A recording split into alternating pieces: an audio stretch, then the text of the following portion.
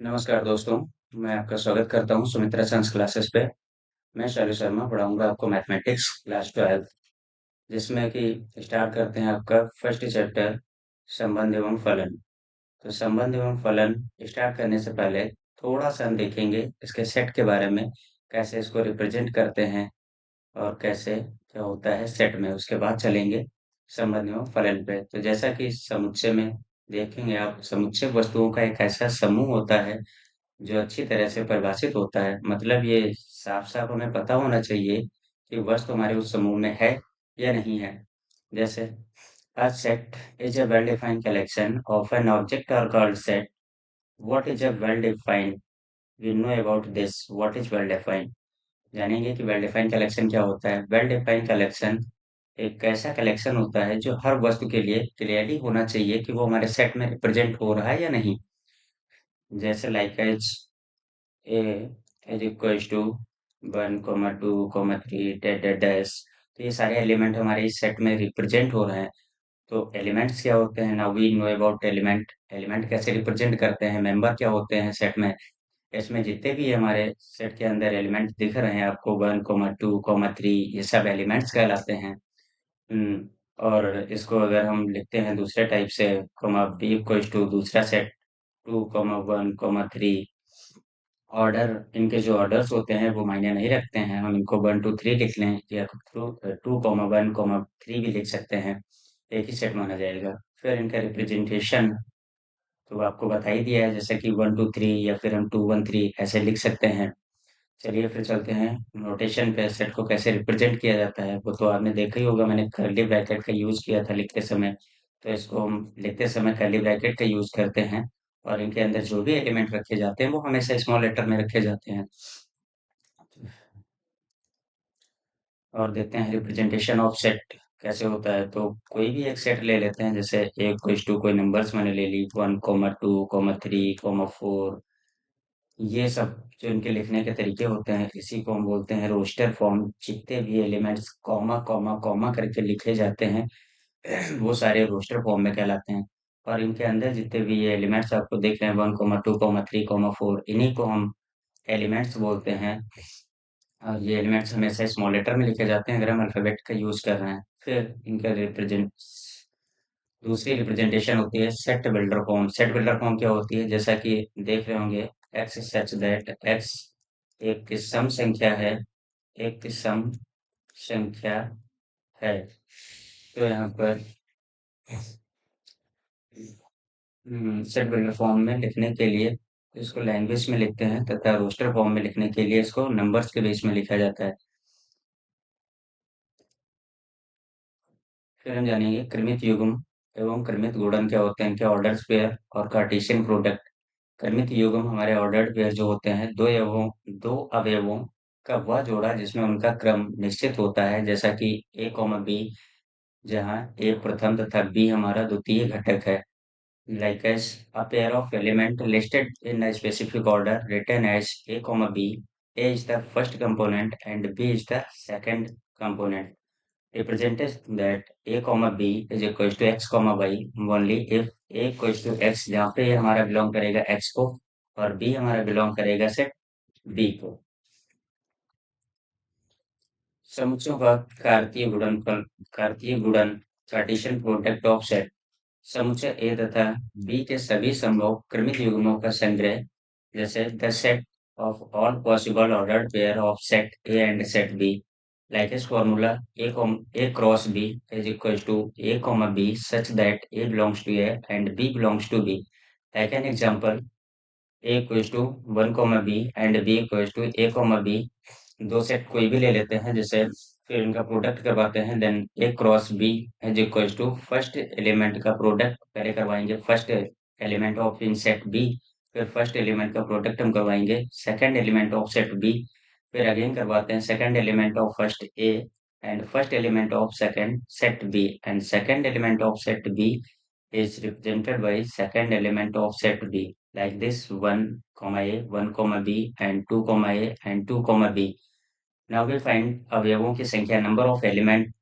यदि ए में माना यदि ए में पी एलिमेंट है और बी में क्यू एलिमेंट है तो ए क्रॉस बी में अवयवों की संख्या पी क्यू हो जाती है। जैसे N A is equals to 2 and n of b is equals to 3, then number of a cross b is equals to n a cross n b, where we multiply this 2 into 3, this is equals to 6. 6. Some important keys, कहीं पर भी अगर किसी भी set को हम cross product करवाते हैं then A cross B is equals to 5 if other A और बी और एम्प्टी सेट को हम कैसे रिप्रेजेंट करते हैं 5 से generally A cross B does not equals to B cross A but why A cross B does not equals to B cross A ordered of matters but a or b are infinite set then a comma b is also infinite. Now we read about this. A cross b does not equals to b cross a.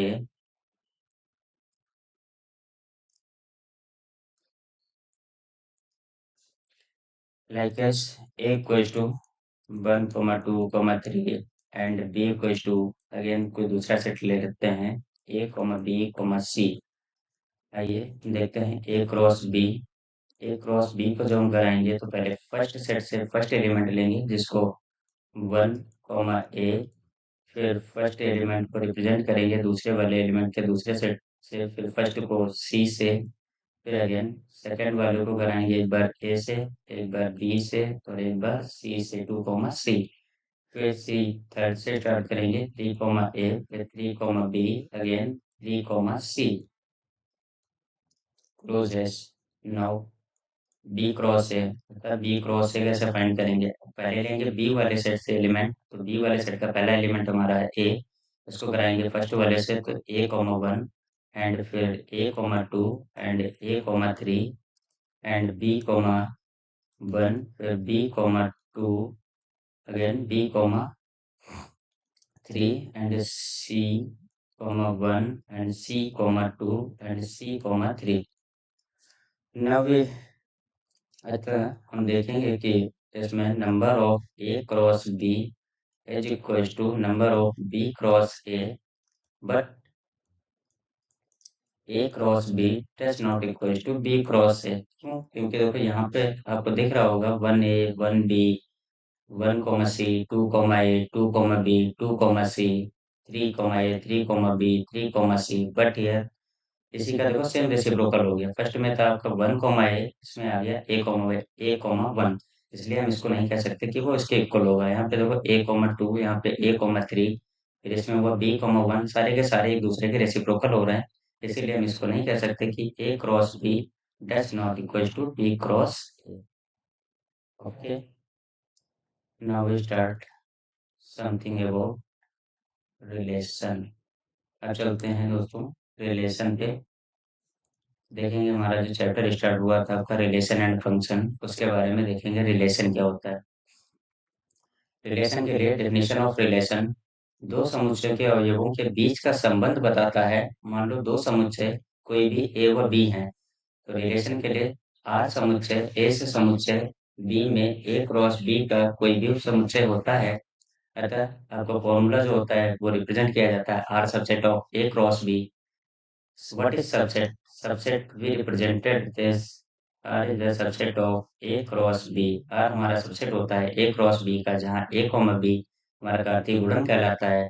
इसका मतलब A जो होता है वो हर अवयव का B के हर अवयव के साथ बना कोई ना कोई क्रमिक युग्म होना चाहिए। एग्जाम्पल के तौर पे A इक्वल्स टू कोई सेट ले लेते हैं 1, 2, 3 and B equals to A, B।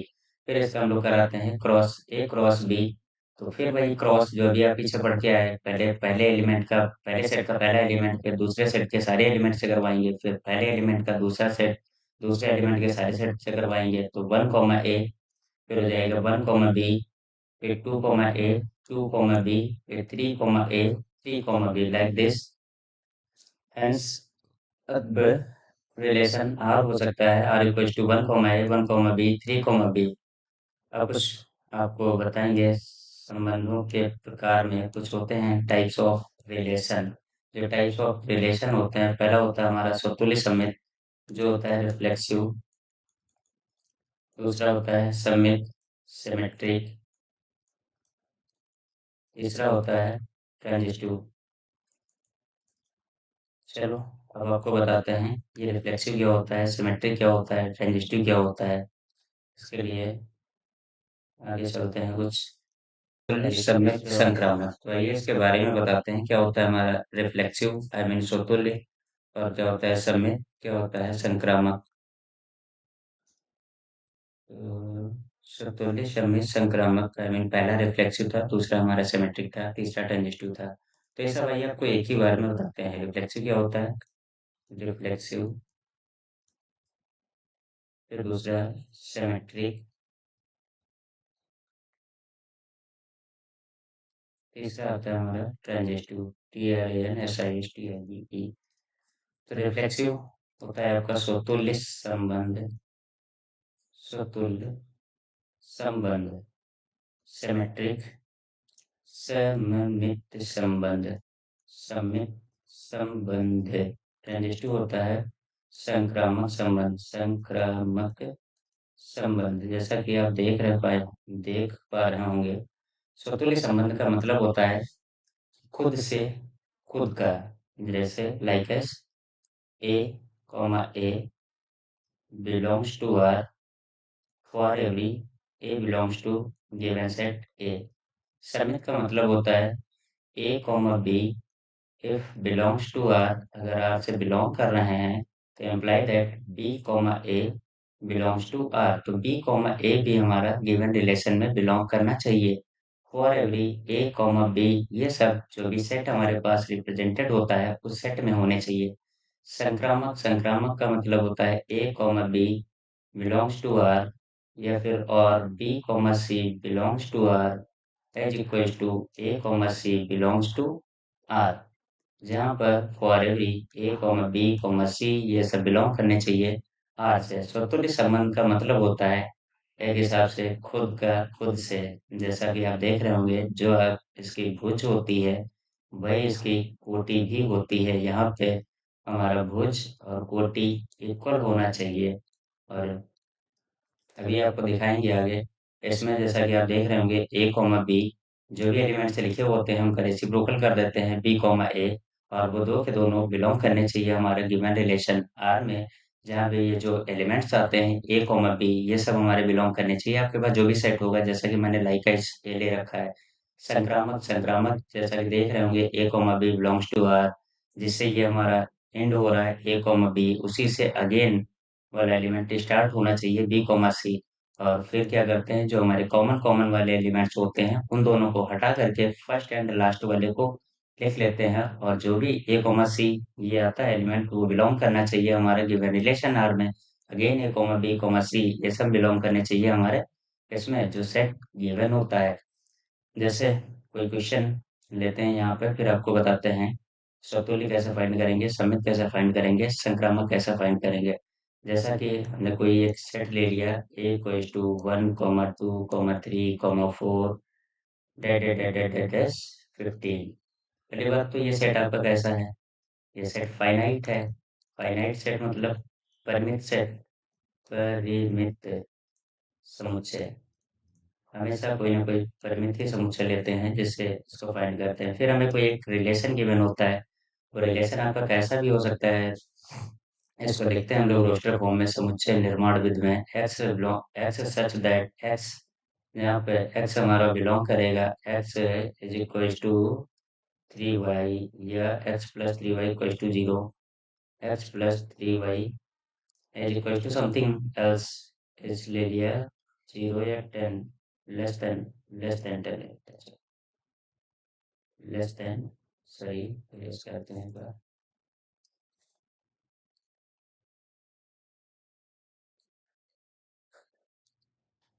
X plus 3y less than equal to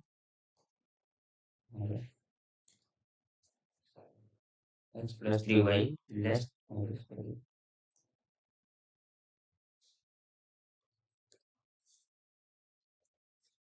X plus 3y less than is equal to 10। चलिए अब बनाते हैं आपका कोई सेट। जैसा कि देख रहे होंगे दिया है x plus 3y less than equal to 10। तो एक्स और वाई की जो वैल्यूज होती हैं वो हमारी सेट से रिप्रेजेंट करती हैं। सपोज दैट इसको एक्स को ले लें अगर हम 1, x equals to 1, then y equals to 2। अगर हम इसके एलएचएस वाले पार्ट में देखो पुट करेंगे तो एलएचएस पार्ट आपका गिवन है x plus three y, x plus three y less than equal to 10। एक्स की जगह पे अगर हम 1 रखेंगे और वाई की जगह पे 2 पुट करेंगे तो इसको सॉल्व करने पे आएगा 7, और 7 is less than equal to 10। 7 हमारा 10 से कम है, तो पहला जो सेट बनेगा, सॉरी रिलेशन का एलिमेंट बनेगा, वो हो जाएगा 1, 2। फिर दूसरा देखते हैं क्या बनेगा। दूसरा अगर x को हम 2 ले लेते हैं और y को 3 ले लेते हैं तो ये हो जाएगा 2 प्लस 3 इंटू 3। तो देखो ये हो जाएगा 2 plus 3 3 9। This is equal to 11, not is less than equal to 10। इसलिए इसको हम नहीं ले सकते हैं। और देखते हैं कि कोई सा भी एलिमेंट इसमें आ सकता है क्या। अगर हम x की जगह पे 1 ले रहे हैं और y की जगह पे 3 ले रहे हैं, x की जगह पे 1 ले लेंगे और y की जगह पे 3 ले लेंगे तो 3 into 3 9, less than equal to 10। 10 से कम नहीं होगा बट 10 के इक्वल हो जाएगा, तो ये आ जाएगा आपका 1, 3। फिर 1 के साथ देखेंगे 4 को लेके, 1 के साथ 4 को अगर लेंगे, x की जगह पे 1 पुट करेंगे, y की जगह पे 4 रखेंगे, then it is more than 10। तो ये मोर देन 10 हो जाएगा, इसलिए हम इसको नहीं ले सकते क्योंकि यहाँ पे कंडीशन जो हमारी गिवन है वो गिवन है एक्स प्लस थ्री वाई जो होना चाहिए वो 10 या 10 से कम होना चाहिए। तो 1 के साथ तो दो ही एलिमेंट ऐसे बनने हैं, 1, 2, 1, 3, और 1, 1 भी सेटिस्फाई करेगा इस कंडीशन को। हमारा एक्स की जगह पे अगर 1 पुट कर लें, वाई की जगह पे 1, तो ये 1, 1 भी हो जाएगा। इसको यहाँ पे लिखते हैं।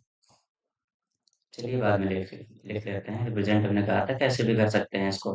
फिर टू के साथ एक बार देखेंगे, तो टू के साथ देखेंगे एक्स को हम 2 ले लेंगे। एक्स को अगर 2 लेके चलेंगे तो पुट करने के लिए फिर अगेन यहाँ पे हम पुट करेंगे एक्स की जगह पे 2 और वाई की जगह पे 1। तो ये हो जाएगा 2 प्लस 3 इंटू 1, 3 2 1 जा 3 2 5 बन जाएगा। ये भी लेस देन इक्वल टू 10 आ जाएगा। तो ये हमारा 2, 1 हो जाएगा। 2 के साथ अगेन 2 को लेंगे तो x की जगह पे 2 रखेंगे। फिर से x की जगह पे 2 प्लस 3 इंटू वाई की जगह पे 2, 3 2 जा 6, 2 8 हो जाएगा। ये भी लाई करेगा लेस देन इक्वल टू 10।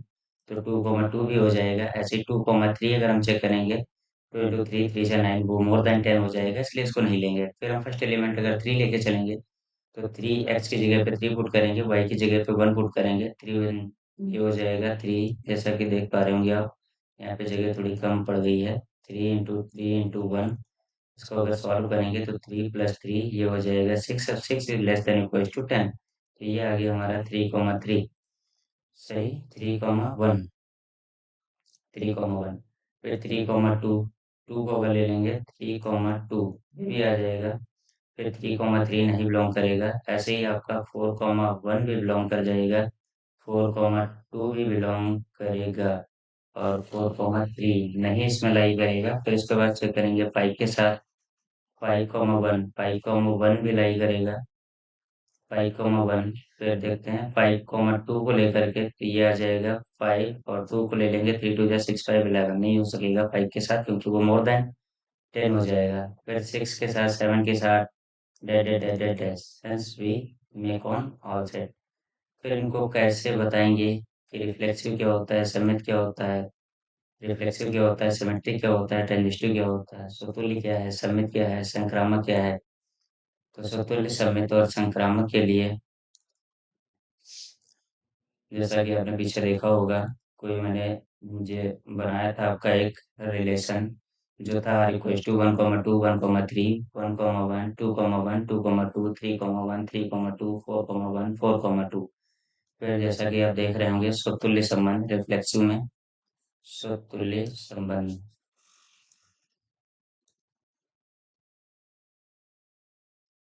स्वतुल्य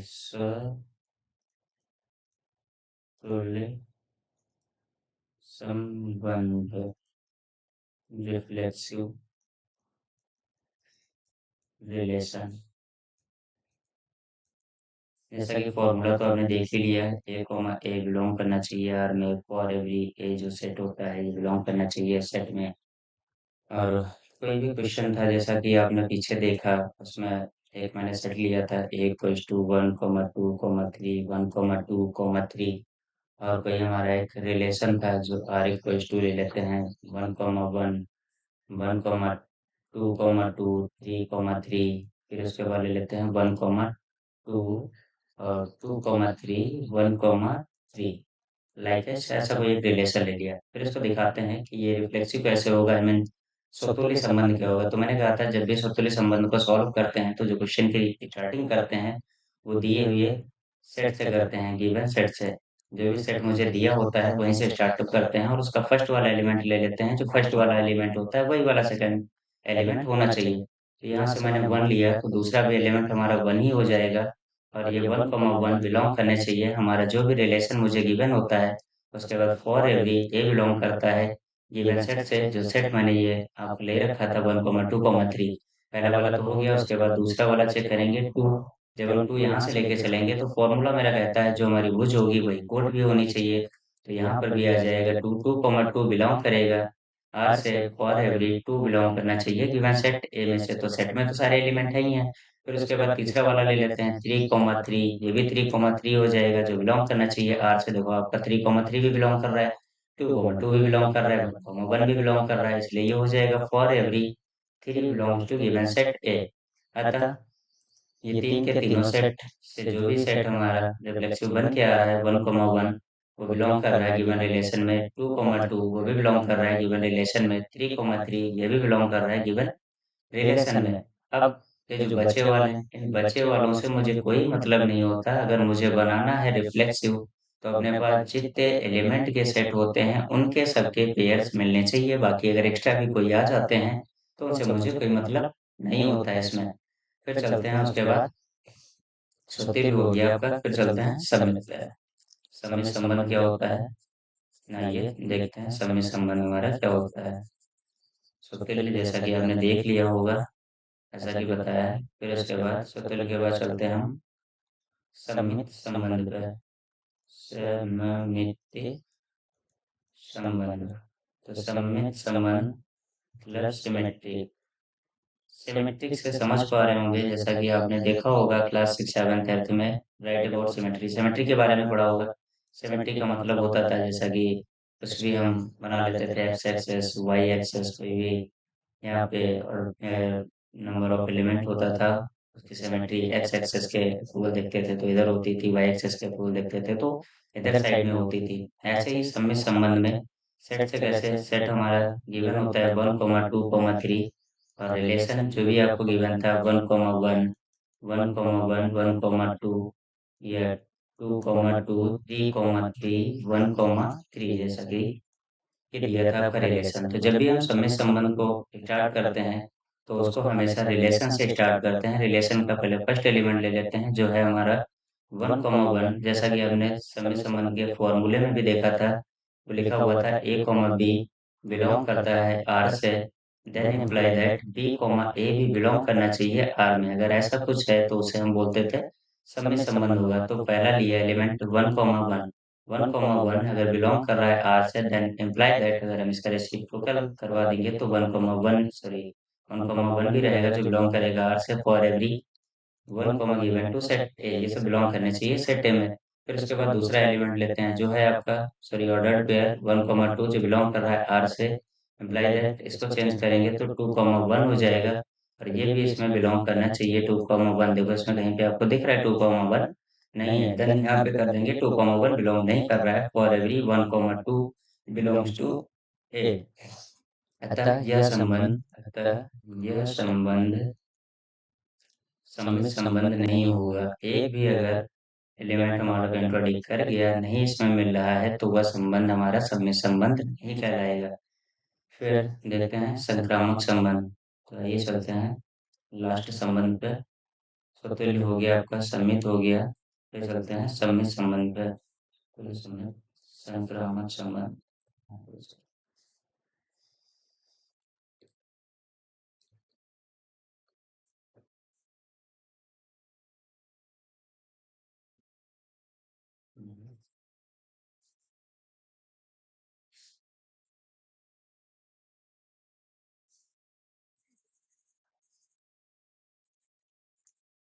सुतुली हो गया, सम्मित हो गया। अब स्टार्ट करते हैं आपका लास्ट संबंध, एक और बचा हुआ है संक्रामक संबंध। अब बस संक्रामक संबंध और देख लीजिएगा, बस आपका खत्म हो रहा है लगभग टॉपिक। सुतुली हो चुका है जैसा कि हमने देख लिया है, सम्मित भी हो चुका है। तो बताते हैं संक्रामक संबंध के बारे में। उसका फॉर्मूला तो आपने देख ही लिया था ऊपर, क्या होता है हमारा संक्रामक संबंध। संक्रामक संबंध को हम लिखते थे, ये डालते हैं अपना संक्रामक संबंध। शुरू करते हैं। संक्रामक संबंध ट्रांजिस्टिव की ट्रांजिस्टिव। तो ट्रांजिस्टिव के लिए था संक्रामक, जैसा कि आप समझ रहे होंगे हिंदी मीनिंग ही। संक्रामक, संक्रामक का मतलब ही होता है संक्रमण। संक्रमण जैसा कि आपने देखा था कोविड-19 में, एक से दूसरे को एक से दूसरे को हो रहा था, और दूसरे के वही दूसरे पर्सन जो है वो तीसरे को दे देता था। जैसा कि यहाँ पे देख रहे होंगे, वन ने टू को दिया और टू ने थ्री को दिया। इसको डायरेक्टली भी तो हम बोल सकते थे कि वन से ही थ्री को हुआ। तो इसी का ये फॉर्मूला था आपका, ए कॉमा बी बिलोंग्स कर रहा था आर में, और बी कॉमा सी बिलोंग कर रहा था आर में, then imply that A comma C belongs to R. जैसा कि इसकी भी शुरुआत करते हैं तो गिवन रिलेशन से ही करते हैं। तो इसमें first element, first order pair हमारा वन कॉमा वन, जो बिलोंग कर रहा है आर से। मैंने बताया था कि आपका जो जहाँ से ये एलिमेंट खत्म होता है वहीं से नेक्स्ट वाला स्टार्टअप होना चाहिए। तो वन कॉमा वन, देखो वन से एंड हो रहा है इसका। दूसरा ऐसा ऑर्डर पेयर कौन सा है जो वन से स्टार्ट हो रहा है, तो ये रहा आपका वन कॉमा टू। तो इसको ले लेंगे वन कॉमा टू। फिर फॉर्मूले में आपने देखा था कि जो बीस का हमारा एलिमेंट होता है बी, और बी इसको हटा देते हैं, फर्स्ट और लास्ट वाले को लिख लेते हैं ए कॉमा सी। तो यहाँ पर इसको लिख लेंगे one comma two belongs to R. देखिए क्या वन कॉमा टू इसमें कहीं पे बिलोंग कर रहा है? जी बिलोंग कर रहा है। अगर ये बिलोंग कर रहा है तो अभी तो है, फिर आगे देखते हैं दूसरा वाला एलिमेंट लेके। दूसरा वाला है two comma two belongs to R, और फिर देखेंगे कि कोई दूसरा एलिमेंट ऑर्डर पेयर ऐसा है जो टू से स्टार्ट हो रहा हो। हाँ जी, है टू कॉमा थ्री। इसको ले लेते हैं टू कॉमा थ्री को, ये भी बिलोंग कर रहा है आर में। Then imply that two comma two को हटा देंगे तो बचेगा आपके पास one comma three belongs to R. देखो इसमें कहीं पर आपको one comma three belongs to R दिख रहा है? हाँ जी दिख रहा है, वन कॉमा टू, तो ये भी बिलोंग करेगा। फिर तीसरा वाला ले लेते हैं three comma three, three comma three belongs to R. अब कोई ऐसा है जो थ्री से स्टार्ट हो रहा हो? ऐसा कोई एलिमेंट ही नहीं है जो थ्री से स्टार्ट हो रहा हो यहाँ पे, इसलिए अब इसको as not belongs to R बोल देंगे। Hence this is not belongs to this, अतः यह संबंध हमारा संक्रामक संबंध नहीं होगा। ठीक है बच्चों, नमस्कार। फिर मिलते हैं नेक्स्ट क्लासेस में आपको